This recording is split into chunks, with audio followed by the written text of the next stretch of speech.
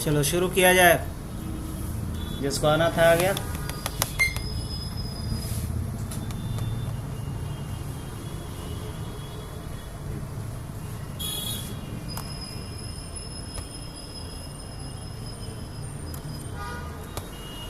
हम लोगों ने एक न्यू CSS के नाम से क्या बनाया, एक फोल्डर बना लिया नया।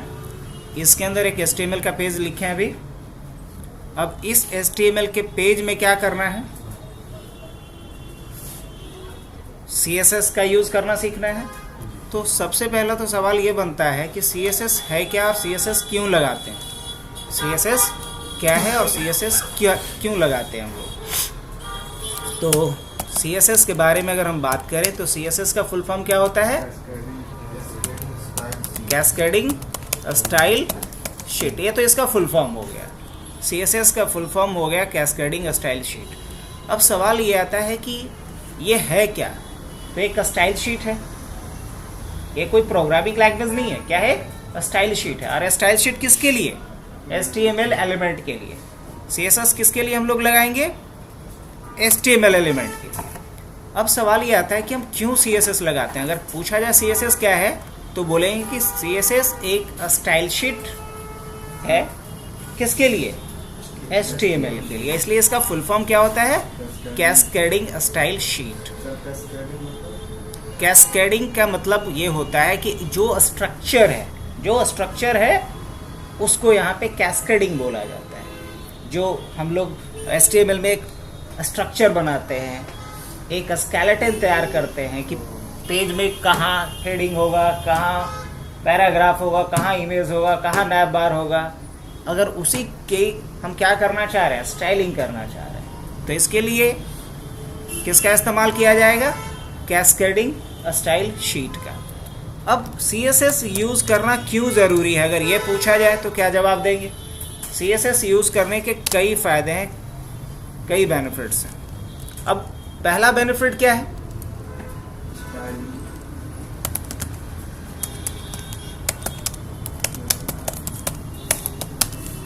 there are several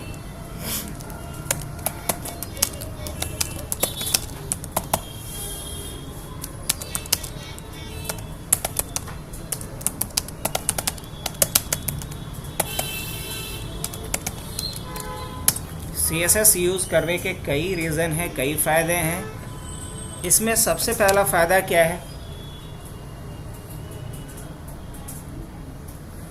सबसे पहला फ़ायदा क्या है इसका, सबसे पहला फ़ायदा है स्टाइलिंग और decoration of HTML elements. HTML elements का स्टाइलिंग और डेकोरेशन करने का काम कौन करता है, CSS। ये पहला रीज़न है। अब बिना CSS का अगर कोई भी वेबसाइट आप देखोगे तो बहुत ही बेकार लगेगा, क्योंकि बिना स्टाइलिंग का वो एक बिल्कुल रॉ वेबसाइट दिखेगा, सिर्फ HTML लिखा हुआ। अगर वही आप स्टाइलिंग कर दोगे तो वेबसाइट बहुत ही सुंदर और बहुत ही अट्रैक्टिव दिखता है। वेबसाइट को अगर बनाना है तो अट्रैक्टिव तो दिखाना ही होगा उसको। सेकंड बेनिफिट क्या है CSS यूज़ करने का, सेकंड बेनिफिट ये हुआ फास्ट डेवलपमेंट। अब फास्ट डेवलपमेंट से क्या मतलब है, फास्ट डेवलपमेंट से ये मतलब हुआ कि अगर मान लो कि एक प्रोजेक्ट में HTML के 10 पेजेस हैं और सारे पेज के लिए मुझे सेम कोड करना है, तो उसे मैं किस में डाल सकता हूँ, एक CSS फाइल में डाल दो और इसी CSS फाइल को किससे लिंक कर दो, सारे HTML पेज से। तो सेम सेट ऑफ कोड्स को बार बार अलग अलग पेजेस में लिखना पड़ेगा, नहीं लिखना पड़ेगा। तो क्या होगा, टाइम की बचत होगी, बिल्कुल। तो हम क्या कह सकते हैं, फास्ट डेवलपमेंट। इसका यूज़ करके क्या कर सकते हैं, डेवलपमेंट को फास्ट भी कर सकते हैं। तीसरा पॉइंट की अगर हम बात करें तो क्या कहा जा सकता है, थर्ड बेनिफिट क्या ले सकते हैं इससे हम लोग,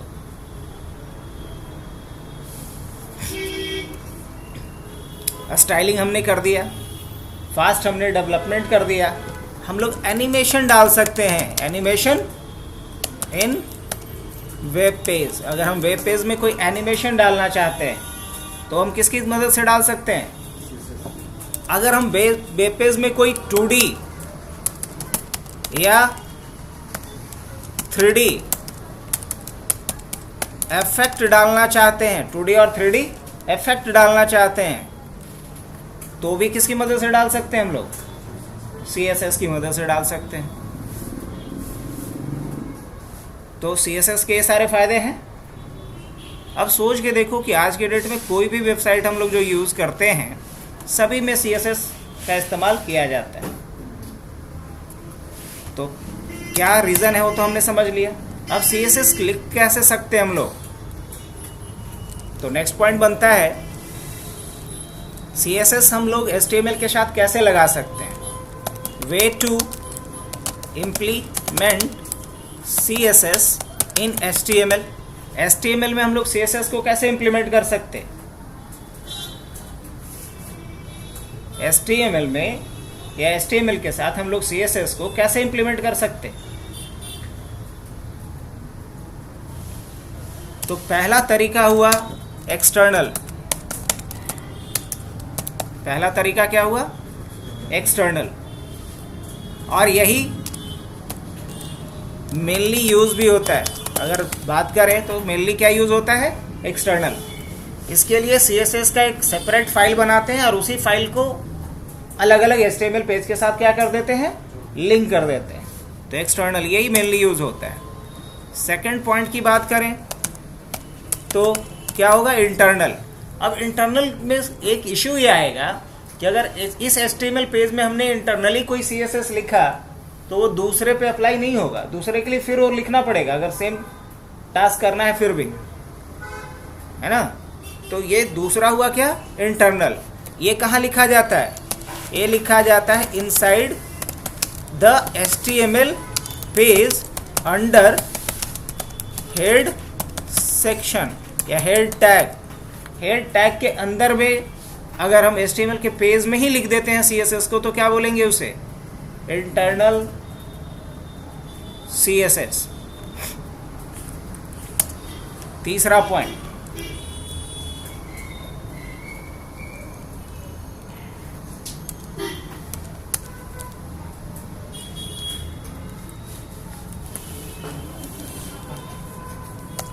इनलाइन CSS। क्या? Inline CSS। अब ये क्या होता है इनलाइन CSS? जब हम लोग HTML टैग के अंदर ही, जैसे हमने लिखा होगा कई दफ़ा तुम लोग को लिख करके मैं बताया हूँ कि मान लो H1 टैग आपने लिखा और यहीं पे आपने लिख लिया क्या? स्टाइल। एक्चुअली हम लोग जो भी डेकोरेशन किए थे उसके लिए क्या अभी तक लिखते आ रहे थे? इनलाइन CSS लिखते आ रहे थे। चाहे वो मार्जिन दे रहे थे या कलर चेंज कर रहे थे, वो सब किसके थ्रू कर रहे थे हम लोग? Inline CSS। इसको क्या बोलेंगे? Inline CSS। तो CSS को इम्प्लीमेंट करने का HTML में 3 तरीका है, एक्सटर्नल, इंटरनल और इनलाइन। इनलाइन में क्या होता है कि इसे हम लिखते हैं कहाँ पे? Inside the HTML tags. HTML tags के अंदर ही लिखते हैं, अलग से इसको लिखने की ज़रूरत नहीं होती।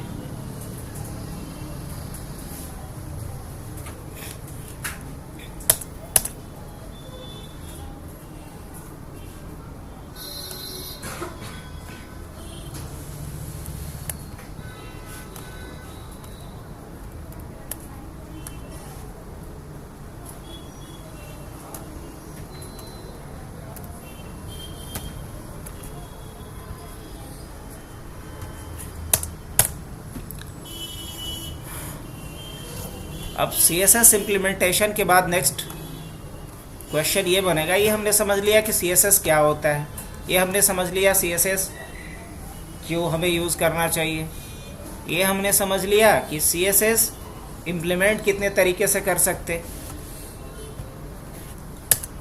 अब इसके बाद हमें ये समझना होगा कि देखो HTML में हमने देखा है कि एक स्ट्रक्चर HTML का होता है जिसमें आप क्या लिखते हो, जिसमें आपने लिखा HTML, उसके बाद HTML यहाँ पे बंद होगा और इस HTML ब्लॉक्स के अंदर आप 2 सेक्शन बनाते हैं, याद होगा, हेड, या हेड को आप क्या करते हैं? बंद करते हैं फिर आप बॉडी सेक्शन शुरू करते हैं, फिर आप बॉडी सेक्शन को बंद करते हैं। अब इस हेड के अंदर बहुत कुछ आप लिखते हो, टाइटल लिखते हो, अलग अलग लिंक्स को डालते हो, बॉडी के अंदर भी बहुत कुछ लिखते हो। तो अब सवाल ये है कि अगर मुझे किसी एक एलिमेंट को डेकोरेट करना है तो उसको हम टारगेट कैसे करेंगे, सेलेक्ट कैसे करेंगे। अब यहाँ मान लो कि इतने लोग बैठे हुए हैं, अब मुझे किसी एक से कोई काम करवानी है तो हमें तो उसको पहले क्या करना होगा, सेलेक्ट करना होगा, टारगेट करना पड़ेगा। तो नेक्स्ट पॉइंट ये समझना है कि इस HTML में बहुत सारे एलिमेंट्स लिखे गए हैं और मुझे हर एक एलिमेंट्स को या किसी खास एलिमेंट को क्या करना है, स्टाइलिंग करनी है। लाइक उसका कलर ही चेंज करना है, उसका अलाइनमेंट ही चेंज करना है, उसका फॉन्ट साइज ही चेंज करना है, उसका बॉर्डर ही चेंज करना है। कोई भी चेंजेस आप करना चाह रहे हो तो उसको पहले क्या करना पड़ेगा, सेलेक्ट करना पड़ेगा, टारगेट करना पड़ेगा, चुनना पड़ेगा। तो जिसके थ्रू हम HTML एलिमेंट्स को सेलेक्ट करते हैं, चुनते हैं, टारगेट करते हैं ताकि उसको हम स्टाइल कर सकें, उसे बोला जाता है CSS सेलेक्टर। क्या बोलते हैं, CSS सेलेक्टर।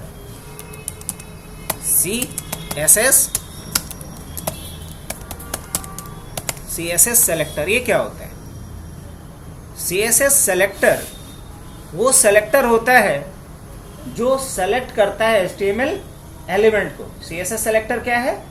वो सेलेक्टर है जो सेलेक्ट करता है किसे, HTML एलिमेंट को।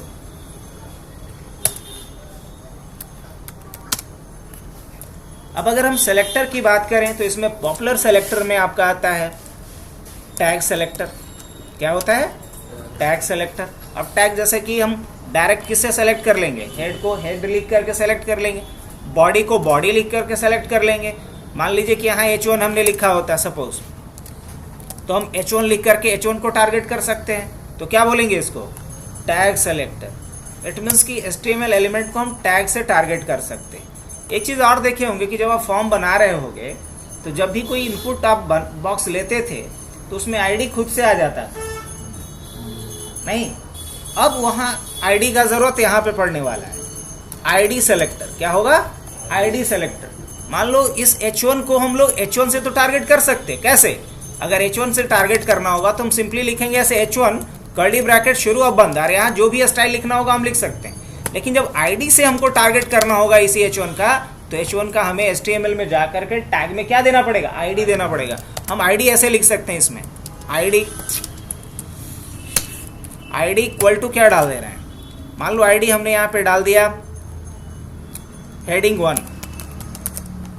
1 इस तरीके से। अब अगर मुझे इसे आईडी से टारगेट करना होगा तो क्या लिखेंगे, पहले एक सिंबल देना पड़ता है hash. As a ID selector जब यूज करना होगा तो पहले क्या देना होगा, हैश। उसके बाद क्या लिखेंगे, हेडिंग 1 ऐसे लिखना होगा, हेडिंग 1, फिर कर्ली ब्रैकेट, फिर कर्ली ब्रैकेट बंद, इस तरीके से।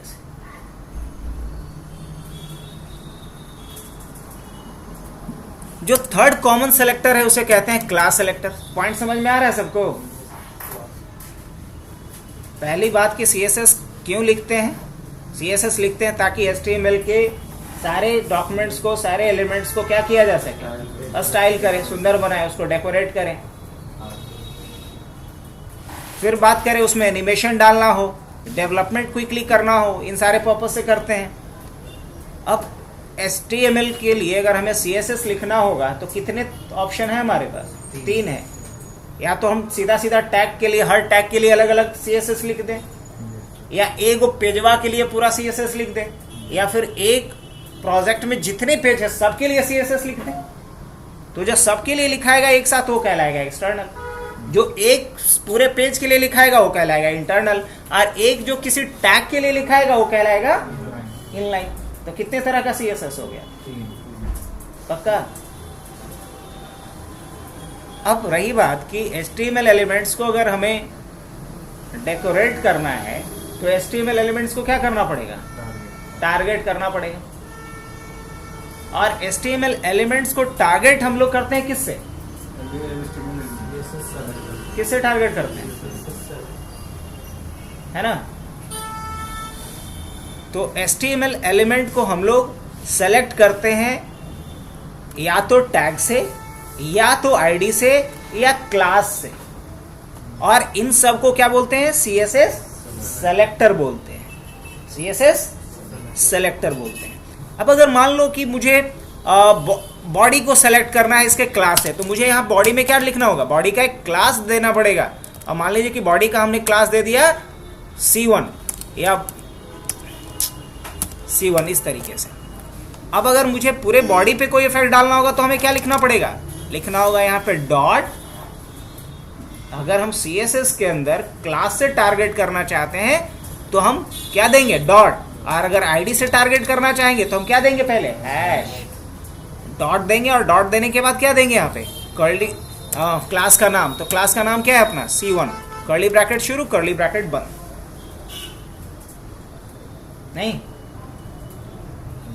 तो ये कौन सा सेलेक्टर हुआ? Class selector. पहले इतने सेलेक्टर्स पे काम करते हैं, फिर हम लोग कुछ एडवांस सेलेक्टर देखेंगे जिसमें हम लोग सूडो सेलेक्टर्स देखेंगे, लेकिन अभी नहीं, क्योंकि मुझे लग रहा है अगर इतना भी आप अभी सीख जा रहे हैं तो फिर मेरा मेहनत बेकार नहीं जाएगी। फिर बाद में हम बात करेंगे एडवांस सेलेक्टर में सूडो सेलेक्टर्स का। चलो, तो अब हम लोग शुरुआत कर सकते हैं इसका प्रैक्टिकल। अगर इतना अपने को समझ में आ गया तो आगे बढ़े।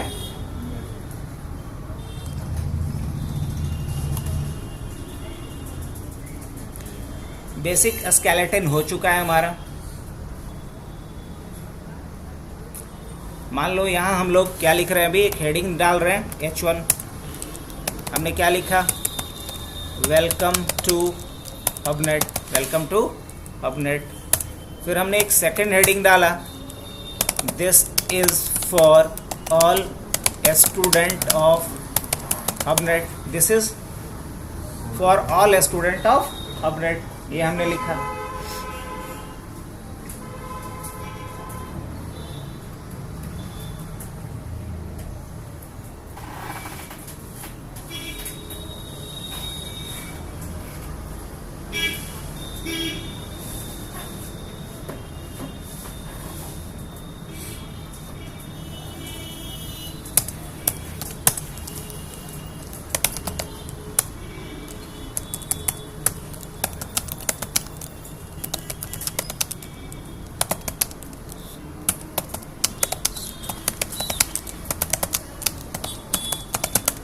चलो, हमने यहाँ 3 हेडिंग डाल दी है ना, और एक पैराग्राफ भी डाल दिया। मान लो एक पैराग्राफ लिख रहा हूं मैं,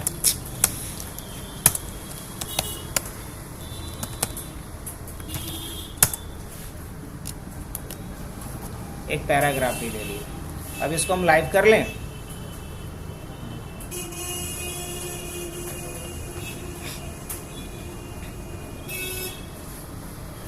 अब हम यहाँ एक पे डिव भी ले लेते हैं। क्या ले लेते हैं? एक डिव भी लेते हैं। अब गो लाइव कर देते हैं।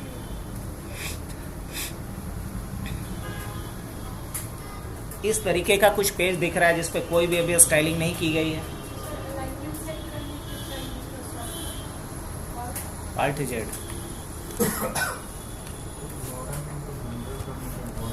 हाँ, कुछ नहीं ज़्यादा आएगा। ज़्यादा कैसे आ जाएगा? कितना करना है? लॉरेम इंटू का है दे रहे हो? लॉरेम के बाद सीधा लिखना 100। इंटू कौन बोला करने?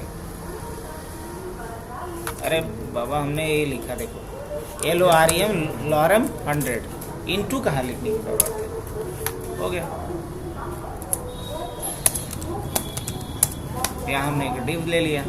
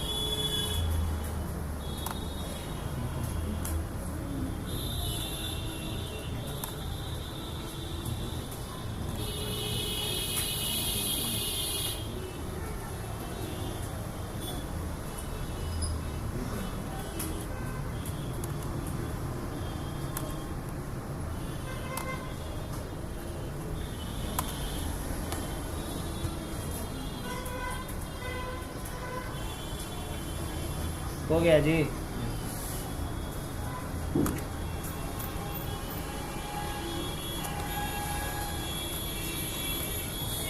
अब इस पे हमें क्या करना है, मान लो पहले इनलाइन सीएसएस लगाना सीखते हैं। सबसे पहले क्या शुरू करते हैं, इनलाइन सीएसएस। तो इनलाइन सीएसएस लगा करके मुझे इसका कलर चेंज करना है। ये जो वेलकम टू हबनेट है इसको रेड कलर में कर देना है। क्या हम कर सकते, कर सकते। और इनलाइन सीएसएस लगाने के लिए मुझे बस क्या लिखना पड़ेगा यहाँ पे, स्टाइल इक्वल टू, और उसके बाद डबल कोट्स में जो भी आपको डालना है वो क्या डालोगे, वो हम यहाँ की वैल्यू पेयर के रूप में डालेंगे, प्रॉपर्टी और उसका वैल्यू। तो जैसे मान लो कि हमने क्या डाला, कलर कोलोन, और कलर हमने क्या डाल दिया, रेड। कलर क्या डाल दिया, रेड। अब देखो इसका कलर क्या हो गया। तो ये बताओ कि हमने क्या किया, इस पे कौन सा सीएसएस लगाया है, हमने इस पे इनलाइन सीएसएस लगाया, और इसकी प्रायोरिटी भी सबसे हाई होती है। इनलाइन सीएसएस की प्रायोरिटी सबसे हाई होती है। अब अगर मान लो कि हमें इंटरनल सीएसएस लगाना है, क्या लगाना है, तो इंटरनल सीएसएस कहाँ लिखते हैं हम लोग, हेड वाले सेक्शन में। अभी कौन सा सीएसएस लगाया हमने, इनलाइन सीएसएस लगा करके इसको क्या कर दिया, रेड कर दिया। अब अगर हमें इंटरनल सीएसएस लगाना हो तो कैसे लगाते हैं, तो इंटरनल सीएसएस लगाने के लिए मुझे बस लिखना होगा स्टाइल। क्या लिखना होगा, स्टाइल। अब जो बातें हम लिखेंगे किसके अंदर में लिखेंगे, जो भी हम लोग इंटरनल सीएसएस लिखेंगे इस स्टाइल टैग के अंदर लिखेंगे। तो अब हमें अगर इसी पे काम करना है तो इसको टारगेट करना पड़ेगा। इसको टारगेट करने का हमारे पास तीन ऑप्शन है, या तो हम इसको टैग से टारगेट कर दें, या तो आईडी से टारगेट कर दें, या तो फिर हम क्लास से टारगेट कर दें। अब ज़रा एक मसला आएगा, इसीलिए मैं थोड़ा सा जानबूझ करके वो प्रॉब्लम क्रिएट करना चाहता हूँ। तीनों को हमने H1 बना दिया, और मान लो कि मुझे इसे अपर केस में चेंज करना है। तो अगर हम इसे H1 से टारगेट करेंगे, मतलब टैग से टारगेट करेंगे, तो तीनों अपर केस में हो जाएगा। और टैग से टारगेट करने के लिए मैंने H1 लिखा, और यहाँ पे हमने क्या कर दिया, टेक्स्ट ट्रांसफॉर्म। क्या लिखेंगे, टेक्स्ट ट्रांसफॉर्म, और क्या लिखा, अपर केस। अब आप देखो सिर्फ वही अपर केस में नहीं हुआ, बाकी का तीनों हो गया, जो मैं नहीं चाहता था। मैं तो ये चाहता था कि वेलकम टू हबनेट सिर्फ अपर केस में हो। तो टैग से टारगेट करने पे प्रॉब्लम हो रही है ना। तो इसका क्या सॉल्यूशन है, इसका सॉल्यूशन ये है कि ये वाला जो H1 है इसको कुछ आईडी दे दो। क्या आईडी दे दो भाई, चलो एक आईडी दे देता हूं मैं इसका, और इसका हमने आईडी दे दिया HH। आईडी दे दिया क्या, HH। अब ऐसे नहीं, HH1 ऐसा कुछ मैं डाल दिया। अब अगर मुझे इस आईडी से इसको टारगेट करना होगा, आईडी कहाँ देते हैं, समझ में आया, टैग के नाम के तुरंत बाद आईडी इक्वल टू, और जो आईडी देना है और डबल कोट में लिख दो। अब मैं यहाँ आईडी से अगर टारगेट करना चाहूँ तो देखना क्या फ़ायदा होगा। हम सिर्फ लिखेंगे हैश HH1। क्या लिखेंगे, हैश HH1। क्या हुआ ज़रा बताओगे हमें, ऑब्जर्व किया, हुआ क्या, ये सिर्फ किसको टारगेट किया, सिर्फ टारगेट किया है H इसको, बाकी को किया। तो हम किससे टारगेट किए अभी, अब मुझे क्या करना है, इन सभी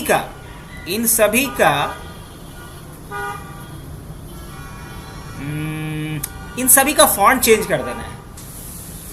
अब सभी का फॉन्ट चेंज करना है तो एक तो तरीका हुआ कि हम H1 को टारगेट कर लें, H1 को टारगेट कर लें, ये तरीका पॉसिबल है। लेकिन मान लो कि मुझे सभी का P का भी चेंज करना है। H1 को कर लेंगे तो ठीक है, P का नहीं चेंज होगा, फिर मुझे P का भी चेंज करना है। तो क्या करेंगे, इसके लिए हम क्लास का यूज़ करते हैं। क्या यूज़ करते हैं, और एक बात और याद रखना कि जो क्लास होगा ना वो अलग अलग ऑब्जेक्ट का सेम क्लास हो सकता है, लेकिन आईडी एक ऑब्जेक्ट का एक ही होगा। और जो आईडी एक ऑब्जेक्ट को दे दिया, जैसे आपने H1 का आईडी दे दिया HH1, अब ये HH1 किसी दूसरे का आईडी नहीं हो सकता, लेकिन क्लास हो सकता। मान लीजिए मैंने यहाँ भी क्लास लिखा और इसका क्लास भी क्या डाल दे रहा हूँ, C1। उसी तरीके से इसका भी क्लास क्या डाल दे रहा हूँ, क्लास इसका भी मैं डाल दे रहा हूँ C1। डाल सकता हूँ कि नहीं, हाँ बिल्कुल। इवन इस पैराग्राफ का भी हम क्लास क्या डाल रहे हैं, क्लास इसका भी डाल दे रहे हैं हम C1। डाल सकते हैं। तो बिल्कुल डाल सकते हैं। अब अगर मुझे इसको क्लास से टारगेट करना है तो हम क्या लिखेंगे यहाँ पे, C1 डॉट C1। अगर आईडी से टारगेट करना था तो हमने क्या लिखा था, हैश। क्लास से टारगेट करना है तो क्या लिखेंगे हम, डॉट।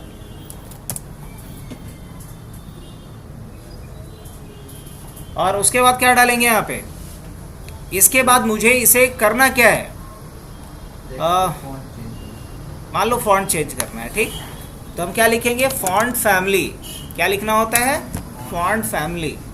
और जो भी नाम देना है वो आप नाम दे दो। तो चलो अभी के लिए मैं टाइम्स न्यू रोमन ले लूँ, मोस्ट कॉमन फॉन्ट है। अब आप देखोगे गौर से कि सभी का फॉन्ट चेंज हो चुका है, सभी का फॉन्ट चेंज हो चुका है। और अगर आप फिर भी नहीं ऑब्जर्व कर पा रहे हो तो मैं एक ऐसा फॉन्ट का नाम लिख दे रहा हूँ जो देख के ही आप समझ जाओगे कि चेंज हुआ है कुछ।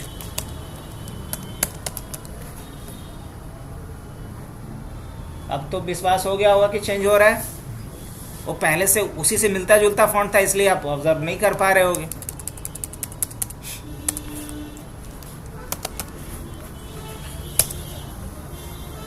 ठीक है, तो समझ में आया कि कब हमें आईडी से टारगेट करना चाहिए, कब क्लास से करना चाहिए, कब टैग से करना चाहिए। ज़्यादातर हम लोग क्लास से टारगेट कर रहे होंगे, अभी मैं क्लियर कर देता हूँ। जब हम बड़े प्रोजेक्ट पे काम कर रहे होंगे तो मोस्टली हम लोग क्लास से टारगेट कर रहे होंगे, क्योंकि हमारा मेन इंटेंशन किसी एक एलिमेंट्स को डेकोरेट करना नहीं है। क्लास सब में सेम देना होगा। हाँ, सब में क्लास सेम दे सकते हैं, आईडी तो सब में सेम दे ही नहीं सकते। वही बात तो समझा रहे हैं, आईडी तो सेम दे ही नहीं सकते हो।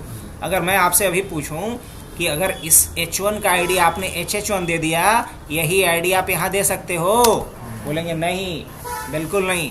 हाँ, लेकिन अगर आपने इसका क्लास क्या दे दिया, C1 दे दिया, तो क्या इस H1 का या इस P का भी क्लास C1 दे सकते हैं? हाँ, बिल्कुल दे सकते हैं। तो HTML के कई एलिमेंट का सेम क्लास हो सकता है, लेकिन कई एलिमेंट का सेम आईडी नहीं हो सकता। ये पॉइंट याद रहेगा। आगे बढ़े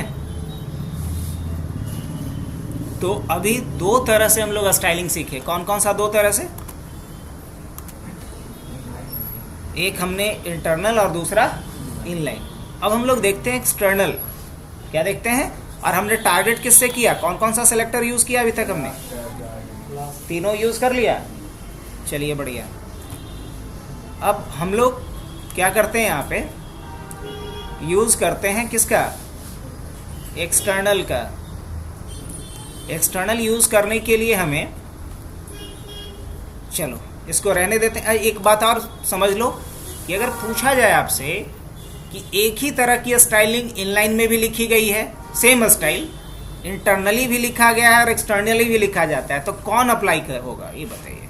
जैसे कि आपने यहाँ HH1 के लिए कलर रेड दे दिया और यहाँ भी आप कलर क्या दे रहे हो? कलर मान लो कि यहाँ पे ब्लू दे रहे हो। अब बताओ कि क्या अप्लाई होगा? ब्लू होगा कि रेड होगा? रेड होगा। क्या है भाई? रेड क्यों होगा? क्योंकि इसका प्रायोरिटी सबसे हाई होता है। अरे जो आपके साथ ज्यादा समय बिता रहा है उसी का ना प्रायोरिटी सबसे हाई होगा, नहीं? तो सबसे क्लोज कौन है ना? और इसकी प्रायोरिटी इससे कम होगी, और जो बिल्कुल बाहर बैठा हुआ है उसकी प्रायोरिटी क्या होगा? सबसे कम। उसकी प्रायोरिटी क्या होगी? सबसे कम। चलो कोई नहीं, लेकिन जो सबसे बाहर बैठा हुआ है ना, वो सबसे यूजफुल है, क्योंकि बहुत सारे प्रॉब्लम्स को एक साथ टैकल कर सकता है। और जो यहाँ बैठ गया ना, ये बस इतने ही तक लिमिट है, इससे ज़्यादा कुछ नहीं कर सकता है। सिर्फ एक ही के साथ ये जो कर सकता, लेकिन यहाँ जो बैठा होगा एक साथ कई एलिमेंट्स को एक साथ मैनेज, और इवन कि वो एलिमेंट डिफरेंट डॉक्यूमेंट्स का भी हो सकता है। चलो ट्राई करते हैं। तो एक्सटर्नल CSS लिखने के लिए हमें एक नया फाइल बनाना होगा। फाइल का नाम कुछ भी दे सकते हैं, लेकिन चूंकि फर्स्ट फाइल बना रहे हैं तो हम लोग लिखेंगे यहाँ पे style.css। नाम कुछ भी दे दो, राम रहीम मोहन गणेश, लेकिन एक्सटेंशन क्या होना चाहिए? It should be CSS। Extension क्या होना चाहिए? CSS होना चाहिए। ठीक है। अब मान लो ये जो मैंने लिखा है ना, कलर फलाना ठिकाना, ये हटा दे रहा हूँ मैं, जो हमने इंटरनल लिखा था, ये सॉरी इनलाइन जो लिखा था। अब बताओ कि H1 का कलर क्या दिखेगा? ब्लू ना, ब्लू ही दिखेगा पक्का। अच्छा, मान लो इस लाइन को भी हम क्या कर देते हैं अभी, कमेंट, प्रायोरिटी को समझाने के लिए कर दूं। चलो इस लाइन को हमने कमेंट कर दिया, अब कैसा दिखेगा? ब्लैक। अब इसका कलर के लिए मैं कोड कहाँ लिखने जा रहा हूँ? एक्सटर्नल वाले में लिखने जा रहा हूँ। लिख दूँ? हाँ लिख देता हूँ। क्या करें, यहाँ पे जाते हैं हम लोग स्टाइल डॉट CSS में। किससे टारगेट कर लूँ, क्लास से कि ID से कि टैग से? चलो पहले टैग से कर। तो हम क्या लिखेंगे यहाँ? H1, और यहाँ हमने क्या डाल दिया? कलर, और कलर हमने क्या डाल दिया इसका? ब्राउन। क्या ये अप्लाई किया होगा? नहीं किया होगा। क्यों नहीं किया है? नहीं बच्चा, पहले पूरी बात सुन लीजिए ना। आपने यहाँ तो लिख दिया, CSS लिखा ना यहाँ पे H1 के लिए, और यहाँ HTML का पेज है। अब HTML में आके लिंक करोगे ना इसको? लिंक नहीं करोगे तो काम करेगा क्या? नहीं। तो आपको ये जो style.css फाइल है इसको लिंक करना पड़ेगा, मतलब जोड़ना पड़ेगा। किसके साथ? index.html के साथ। अब कैसे कनेक्ट करेंगे? तो आप यहाँ आ जाओ हेड सेक्शन में, और आपको यहाँ एक टैग यूज करना पड़ेगा, लिंक। अब लिंक क्या करना है? फेविकॉन? नहीं, लिंक क्या करना है? CSS। यस, हम यहाँ पे CSS को लिंक कर देंगे। बस ध्यान ये रखना है कि style.css के जगह पे वो नाम डालेंगे जो हमने CSS फाइल का नाम रखा है। बाय डिफॉल्ट मेरा style.css था, इसलिए हमें कुछ नहीं करने की ज़रूरत है। अब आप आके देखो इफेक्ट, क्या बात है, हो गया। लेकिन मैं चाहता हूँ कि नहीं, इसका कलर तो कुछ और ही होना चाहिए। तो मैं क्या करता हूँ, इसको अनकमेंट कर देता हूँ। देखना, जब अनकमेंट करेंगे तो बाकी तो सब वही रहेगा, लेकिन इसका कलर वो होगा जो मैंने इंटरनली लिखा था। तो प्रायोरिटी भी समझ में आया आपको? सबसे हाई प्रायोरिटी किसका?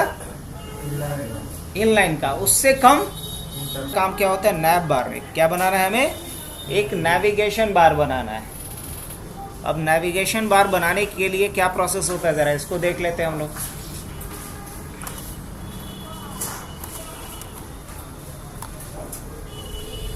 तो अभी हमने सिंपल क्या रखा है, हमने अलग अलग 5 HTML के पेज लिए, एक CSS का फाइल हमने बनाया। अभी CSS में कुछ भी मैंने नहीं लिखा है, सब कुछ ब्लैंक है, ठीक है। अब HTML में मुझे एक नैव बार बनाना है, और वो नैव बार सारे पेजेस के लिए क्या होना चाहिए? कॉमन होना चाहिए। तो नैव बार बनाने के लिए सबसे पहले हम क्या लेते हैं? एक डिव लेते हैं, और डिव का कुछ नाम रख देते हैं। और डिव का नाम रखने के लिए हमने डॉट लिखा, और इसका नाम रखा हमने मेनू। रख सकता हूँ? हाँ, रख दिया। एक हमने डिव लिया, डिव का नाम क्या रखा? मेनू। अब इसके बाद हम लोग क्या करते हैं? डिव के बाद इसके अंदर हम लोग एक बनाते हैं UL। क्या बनाते हैं? UL। क्या बनाते हैं? और इस UL का भी एक क्लास दे देते हैं, है ना। और UL का क्लास दे देते हैं nav1। क्या दे देते हैं? nav1। दे सकते हैं? हाँ बिल्कुल दे सकते हैं। अब इस UL के अंदर हमें li बनाना है। क्या बनाना है? li बनाना है। और li कितना चाहिए मुझे? तो ऑब्वियसली जितने पेज है उतना li चाहिए। कितना पेज है? 6 पेज कहाँ है यार? 5 पेज है। ये तो style.css है, 5 पेज है। तो क्या लिखेंगे? l into 5। नहीं पक्का? चलिए,